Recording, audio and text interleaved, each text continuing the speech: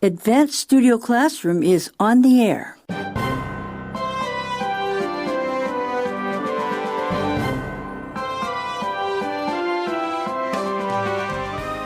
Join us for our window on the world today as we talk about the world of writing, how to improve it. So stay tuned.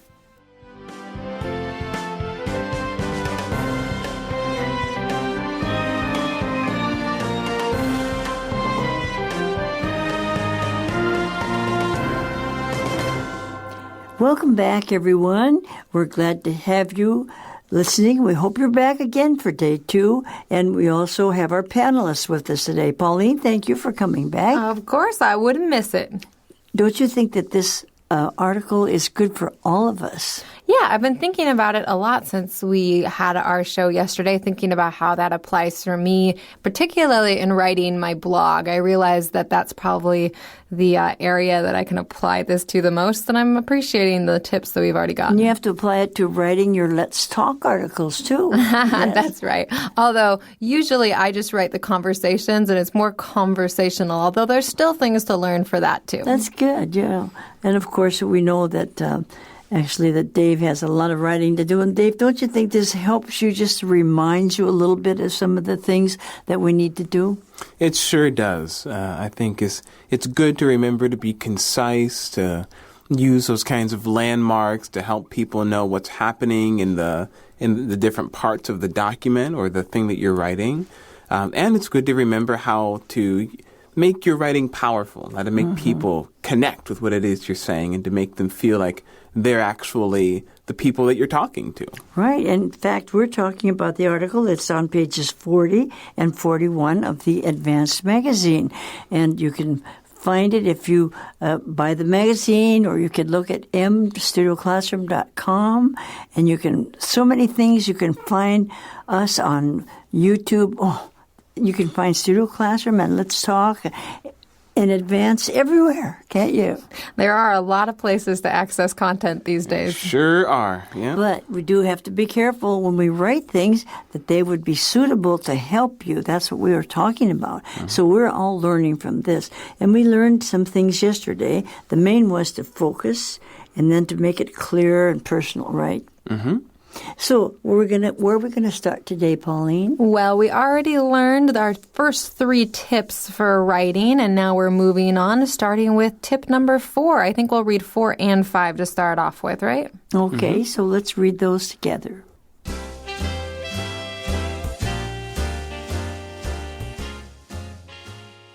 Four, make it easy for readers to learn. Don't force readers to slog through stuff they don't need to know to get to the stuff they're really interested in. 5. Spell out acronyms and initialisms. Every profession develops a shorthand way of speaking and writing. Your job as a writer is to make sure everyone understands. Whether it's an acronym like SMART, specific, measurable, attainable, realistic, and timely goals, or an initialism like SPP for Stock Purchase Plan. Spell out every term in the first reference. Then use the abbreviated form from that point on.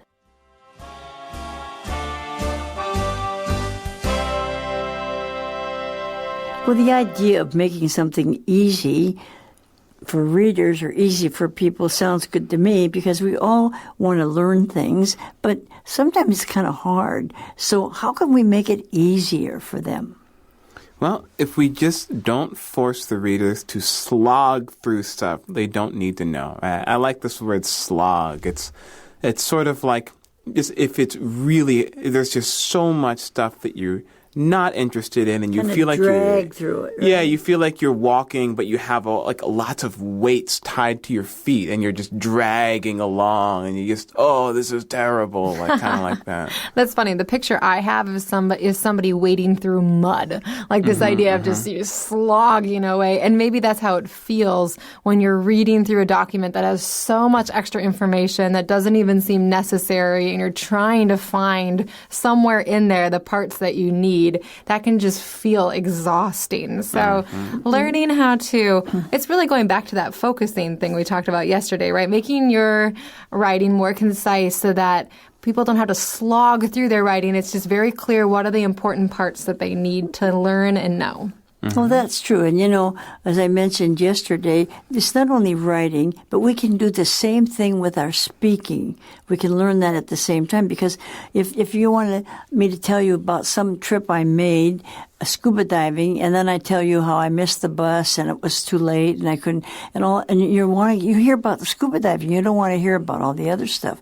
Oh, and you have to go slog through all that. You don't need to know all that. Just need to know what it was like when I was scuba diving. So I think we have to remember that when we talk.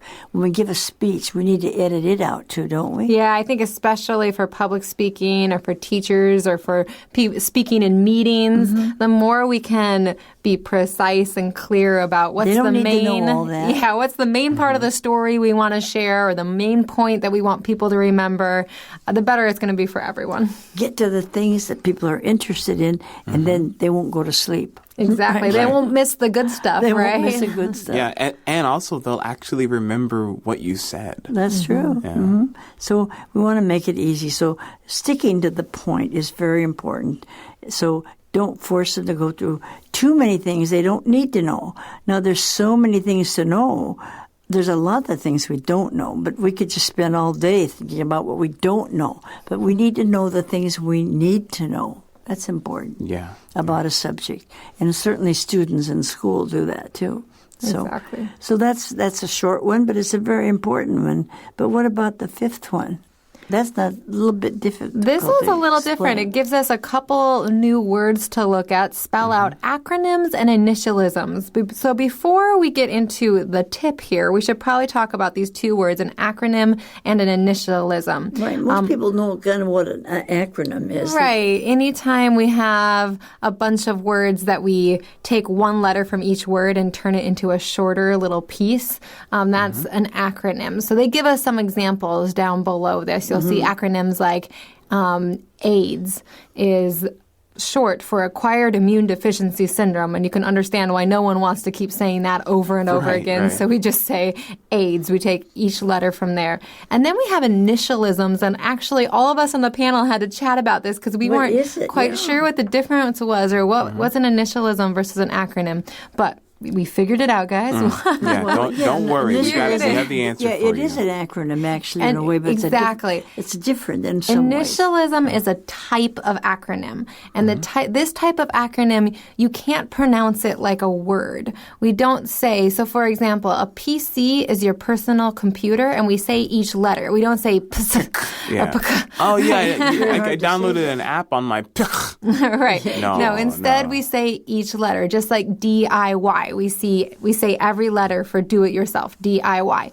But for AIDS, we don't say AIDS. We say it like a word. We say AIDS. So just so you know, this is just a little English lesson for you, just in what these words mean. In case you don't. Acronyms are long phrases that we shorten into each word. I bet sometimes we don't even know what they are. Like for instance, we like to go scuba diving, don't we? That's right. And scuba is a good word, scuba, but what does it mean? What does it stand for, Doris? It stands for self-contained underwater breathing apparatus. Okay, so friends, can you remember, based on our definition, would scuba be just a regular acronym, or is it an initialism? Well, it's a regular acronym because I say scuba. Yeah, you say it like a word. You don't see it. You don't say SCUBA. Right. That's right. Yeah.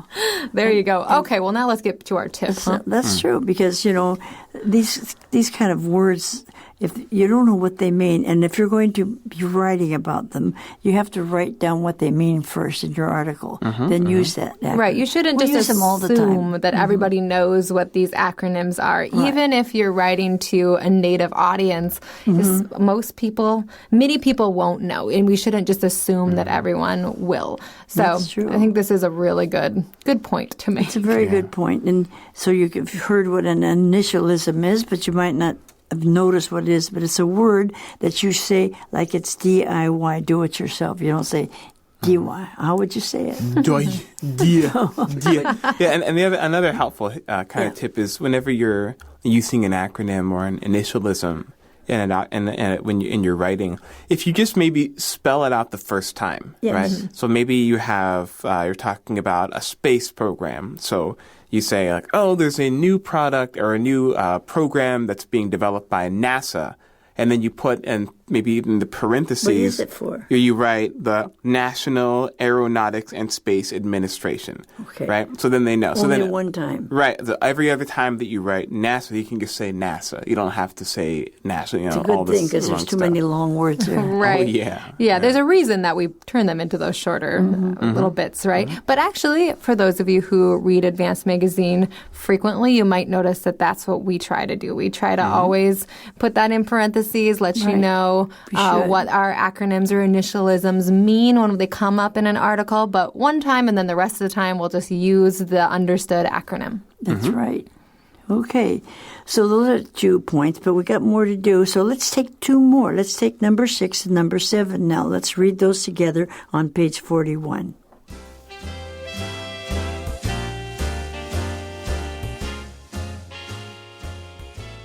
Six, eliminate use of the passive voice. Too much writing in organizations is too passive.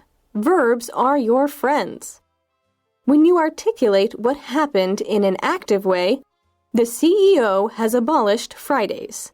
It's infinitely more compelling than if you write in the passive voice. It has been decided that the 5th day of the work week has been dropped. 7. Use contractions. Contractions make your writing more conversational. The voice you hear when you read sounds like a real human being when you say, "I can't live without Fridays," instead of a poorly recorded elevator voice. "I cannot imagine a life that does not include the 5th day of the week."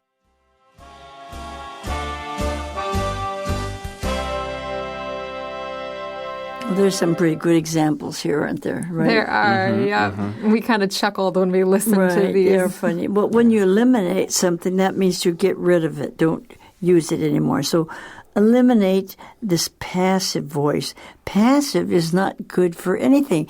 I mean, you lose people when everything is too passive. Just remember that a verb is something that can give you some action and give you some excitement in making, instead of just stating a statement, you can use an active verb. Verbs are your friends. Yeah. And I think I actually really like this point because it is very applicable. It applies to a lot of different things. Like this phrase, verbs are your friends. They really are. You want to have what we would call maybe a bias for action, right? Bias for action just meaning you want your writing to always be directly going somewhere. You don't want to have it like go around like this really long trail in order to get to the point, right? Like I'm doing right now. You want to be direct. Verbs can help your writing be focused and aimed towards an actual point. Hey, but we got CEO. What is that? Is that an initialism? That would be an initialism, right? Because we don't say CEO. But what is CEO then? Chief Executive Officer, right? Chief Executive Officer. And that's a good example where I didn't know. And they didn't tell me. Right. They didn't tell you. They didn't even follow their own advice. The Chief Executive Officer, your boss, and your Laoban, And if he said he's abolished something, it means he's gotten rid of it completely. Like, let's say, no more rats in the office or something. I've abolished them. They can't be here. When he said, I've abolished Fridays, no more Fridays, that's much stronger than saying, well, we're going to drop the workday. That doesn't sound very good. But when you abolish something, that means we got rid of it. So that's a very stronger verb, isn't it? Yeah, so they used a really strong verb that catches people's attention. It's kind of a unique way to phrase it, just by using that stronger verb instead of just we dropped. I don't think that's going to happen, so don't count on that. No worries. We're not abolishing Fridays. That's fine. But I like their example of what the passive would look like because I always have a hard time remembering what the passive looks like or how you would construct it. So they give you a good example. It has been decided that even if they hadn't added all these other really official words, even if it just says, it has been decided that Fridays will be dropped. just doesn't sound as Right. exciting. strong. Yeah, well, it's a bit like going in through the back door of a house. You know, if you only enter a place through the back door, like you get home and then you walk around to the back of your apartment and then you go in through the back door and you go through the whole building and then you get to your apartment instead of just going through the front door and riding the elevator. Straight to the point, right? Yeah, exactly. It's like the passive voice is just a roundabout, I would say, way of getting to the point. It sounds very official, and I think maybe that's why, especially since this author is thinking about HR directors, people who work in Yes. big corporations, they want to sound Very official. official. They want to sound like they're serious, and so they might use a lot of passive, but by doing that, they may also be losing their audience. People tend to kind of yawn and eyes glaze over. You're going to skim. What does he mean? Yeah, you're going to skim a lot more when you're reading all of this passive stuff. It just doesn't sound very interesting. So I think they're also kind of nudging the writer to say it's not so important that you sound formal and official and sound important. The most important thing is that people actually read this and get the content that you want. And so maybe you need to let go of this desire to sound extra important. That's true. Because if you say True, the true, fifth true. day of the work week has been dropped, I'm not even sure what that means. What do you mean it's been dropped? You mean we don't have to come to work? Abolished means there isn't any anymore. So it's a lot stronger, isn't it? Yeah, it's much more clear, much more strong. Yeah. Right. It has more But momentum. we're not doing that, so don't take that. You know. Okay. Yeah, remember that. We're not really abolishing it. We have to keep it. All right, But all right. Anyway, we say thank God it's Friday usually because that's, next Still day's the last day Saturday. of the work week, at That's least. true, right. But don't have it be passive, whatever you do. So that's number 6. So what is number 7 then? Number 7 is to use contractions. Now, contractions are basically, well, they make your writing more conversational. It's like saying can't instead of cannot, or haven't instead of have not, or It's easier to write too because you have to write all the I cannot do this or, when you say I can't, it's easier to write a contraction, isn't it? When you're Yeah, writing? it's just shorter, and like you said, Shorter. it sounds more natural. And I think this is a good tip for ESL learners, people even high-level English speakers who it's not their native language. I think contractions maybe don't feel as natural because it's not the first thing you learn. The first thing you learn is the I cannot, but learning that, and I guess there is, when I was in high school, there was a real push to not use contractions in formal writing. It was considered less formal. And I guess it is. It's not as conversational, right? It's more formal. But to realize that in emails and in a lot of communication, a more conversational tone is actually desirable. And one of the ways that we do that is by using contractions. So to feel the freedom to do that, I think it's a really good word, both for native and non-native speakers alike. Right. It's not very exciting to say, I cannot imagine a life that does not include the 5th day of the week. That's quite complicated, isn't it? it is. That's kind of funny. It just loses so much momentum. Momentum just being Loses energy. strength and like when you everything. have if you have like a ball rolling down the hill. Yeah. It's like, the more momentum it has, the more energy, the more interesting it's going to be. But if you just going to take this really long time to get there, it's just like, it's like a flat road. It's not rolling anywhere. It's not going anywhere. It's just kind of dead. Right. Sometimes we say it's clunky. Clunky makes me think, when you were talking heavy, about a ball rolling down a hill, kinda if it's not a heavy, ball right. and now it's just like a box that somebody's trying to push down, it's just kind of clunk, clunk, thunk, thunk. Right? And that's kind of how, if you're trying to move through this sentence and it's just, a passive construction and now there's no contractions, it's cannot, and then it's really big words in the 5th day of the week instead of just Friday. All of this is like clunk, clunk, clunk, clunk. It's hard to move through it. You're not getting any momentum.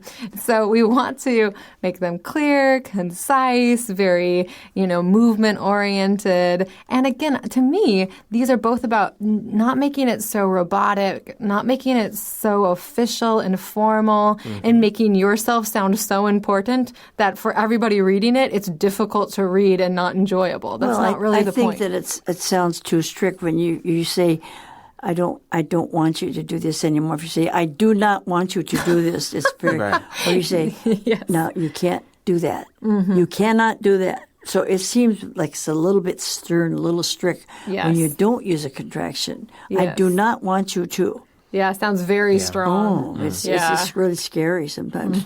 Yeah, I feel So like contractions a little bit lighter, it seems to me. Don't you think so? Yeah. We use them a lot, and they're good to use. Well, we still have a couple more, though. Let's take number 8 and number 9.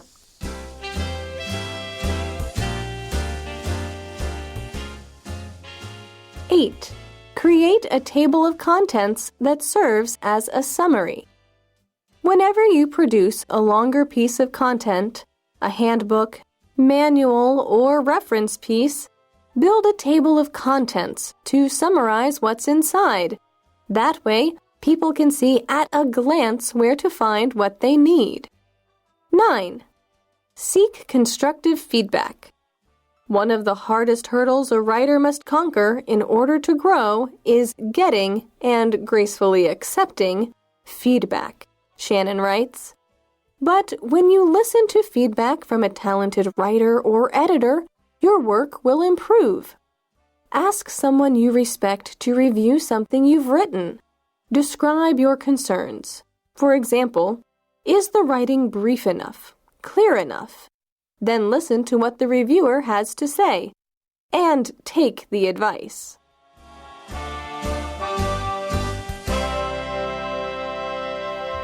Well, we finally got to number 8 and number 9. There's a lot of good points here. What is number 8? Well, it says you should create a table of contents that serves as a summary, as an overview of everything that's going to be in this document. Now, we try to do that in the magazine sometimes, too. We say the name of the article, but then what it's about, so you're more interested in it, right?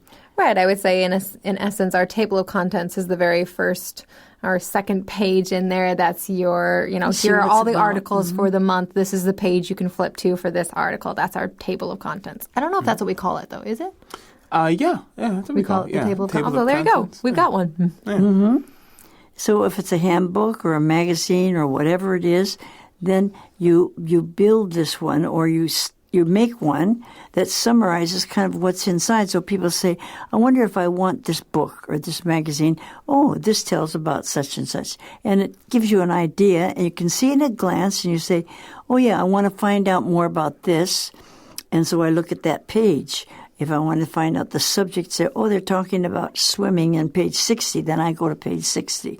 I don't have to look through the whole magazine. Right, or I think about it like a car manual. I've had to take out a car manual before because I couldn't figure out, there was a problem with the key. I couldn't get it to turn, so I'm trying to look up this problem.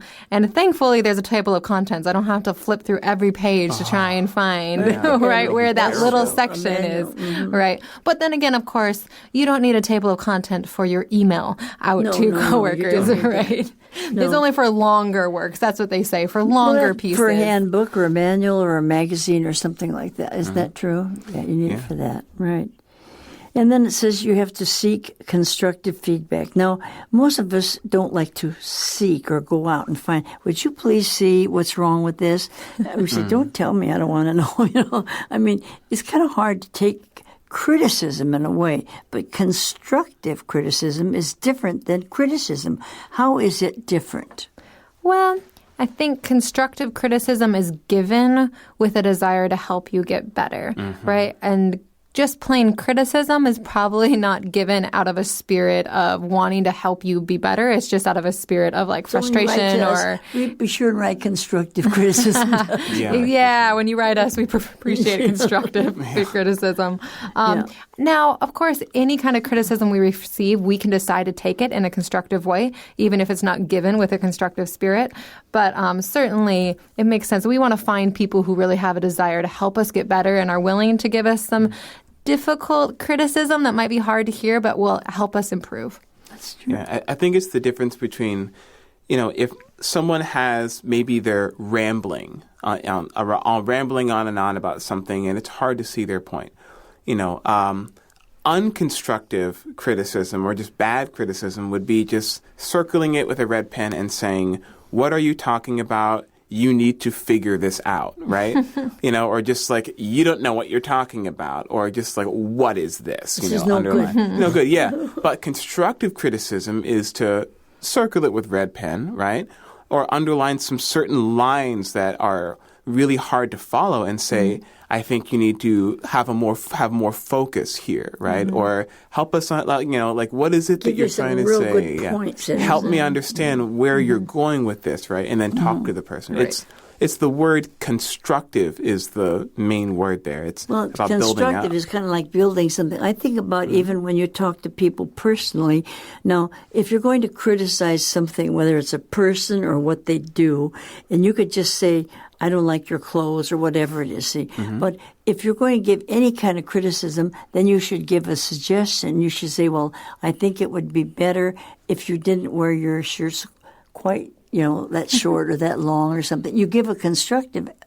You don't just say, I don't like the way you do it, but you have to give a better example. You have to give them something in exchange. You don't just tell them it's no good, but you suggest how it can be better, and then you're constructing something like you're building a building. And I think also for the role of the person giving the feedback, giving the constructive feedback, I think you also should be finding ways to encourage, right? Because that's encouraging. Right. So you're doing a mix of like, I really like this thing, right? I really like this color that you're wearing. Could be a little... But maybe this, or I really love this section here. I like the idea of where you're going, but it just seems like it takes a long time to get there, and we don't get to lose people along the way, or those kind of things, right? So you're encouraging, you're helping, you're building somebody up while at the same time giving them ideas for how to get better, how to improve. And then, of course, for us who are receiving it, it's about learning to take that in as a gift and as an opportunity to say, grow. Well, that's the way I feel, and I wrote it, so I'm just going to write it that way.